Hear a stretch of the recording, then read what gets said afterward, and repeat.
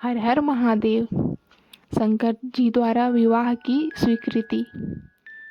ब्रह्मा एवं विष्णु सहित सभी देवता पार्वती के तप की प्रशंसा करते हुए शंकर जी के पास गए।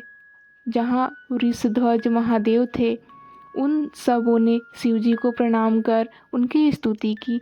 तब वहाँ नंदी के सरोवर ने भगवान शिव से कहा, हे प्रभु, देवता और मुनि संकट में पड़कर आपकी शरण में आए हैं।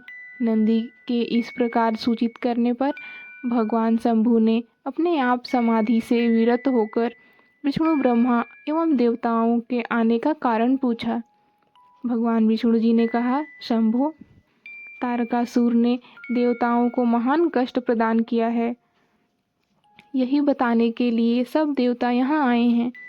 भगवान, आपके और से पुत्र से तारक दैत्य मारा जा सकेगा और किसी प्रकार से नहीं। आप कृपा कर गिरिराज हिमवान की पुत्री गिरिजा का पाणी ग्रहण कीजिए।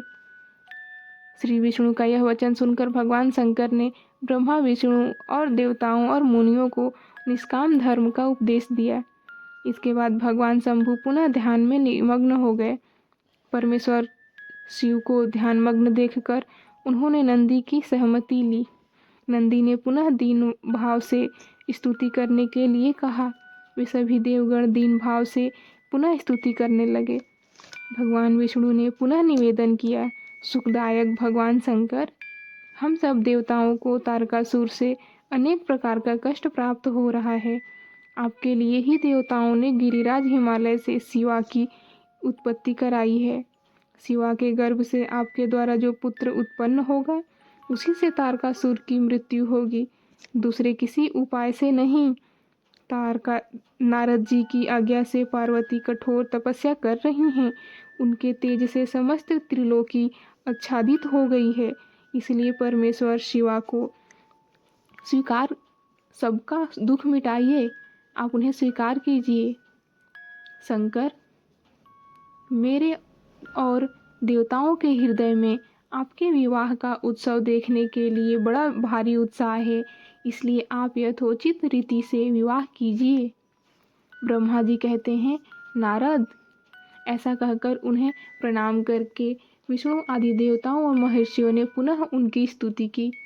भक्तों के अधीन रहने वाले भगवान शंकर ने विवाह का तर्क और युक्तिपूर्वक निषेध वचन कहा, किंतु साथ ही यह भी कहा कि जब जब भक्तों पर कहीं कोई विपत्ति आती है, मैं तत्काल उनके सारे कष्ट हर लेता हूँ।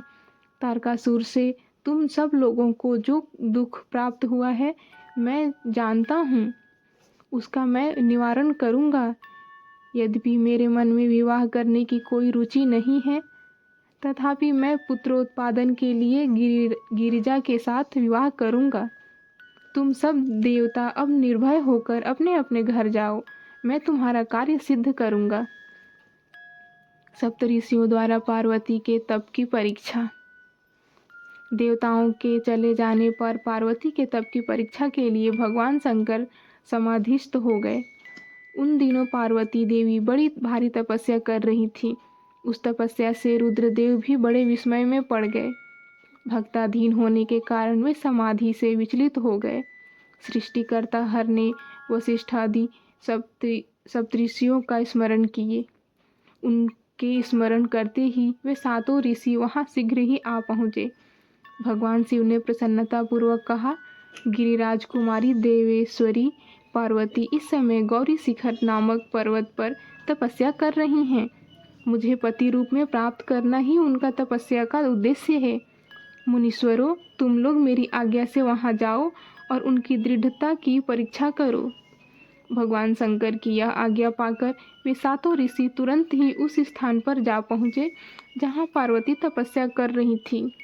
सप्तऋषियों द्वारा तपस्या का कारण पूछने पर पार्वती ने संकोच पूर्वक बताया कि वे भगवान सदाशिव को पति रूप में चाहती हैं। नारद जी की आज्ञा अनुसार वे उन्हें प्राप्त करने के लिए कठोर तप कर रही हैं। नारद जी का नाम सुनकर वे सप्तऋषि छलपूर्वक मिथ्या वचन कहने लगे। पहले उन्होंने नारद जी की निंदा की और कई प्रकार से उदाहरण देकर कहा कि नारद जी आज तक किसी का घर नहीं बसाए, वह तो घर फोड़ने वाले हैं। इसके अनंतर भगवान शिव के अमंगल वेश आदि का वर्णन करते हुए पार्वती को उनसे विरत करने का प्रयास किए और विष्णु की प्रशंसा करते हुए उनसे विवाह करने का प्रस्ताव रखे, किंतु पार्वती ने इसे स्वीकार नहीं किया। शिव की महिमा का वर्णन करते हुए वे बोली, शिव पर ब्रह्मा एवं विकार रहित हैं, वे भक्तों के लिए ही शरीर धारण करते हैं, वे सदा शिव प्रभु निर्गुण माया रहित एवं विराट हैं। वे ब्राह्मणों, यदि शंकर मेरे साथ विवाह नहीं करेंगे तो मैं सर्वदा अविवाहित रहूंगी। यह कहकर और उन मुनियों को प्रणाम करके वे पार्वती मौन हो गई। इसके बाद ऋषियों ने भी पार्वती का दृढ़ निश्चय जानकर उनकी जय जयकार की और उन्हें उत्तम आशीर्वाद प्रदान किया। इसके अनंतर वे ऋषिगण शिवलोक पहुंचकर भगवान सदाशिव को संपूर्ण वृत्तांत निवेदन कर अपने अपने लोक को चले गए। हर हर महादेव।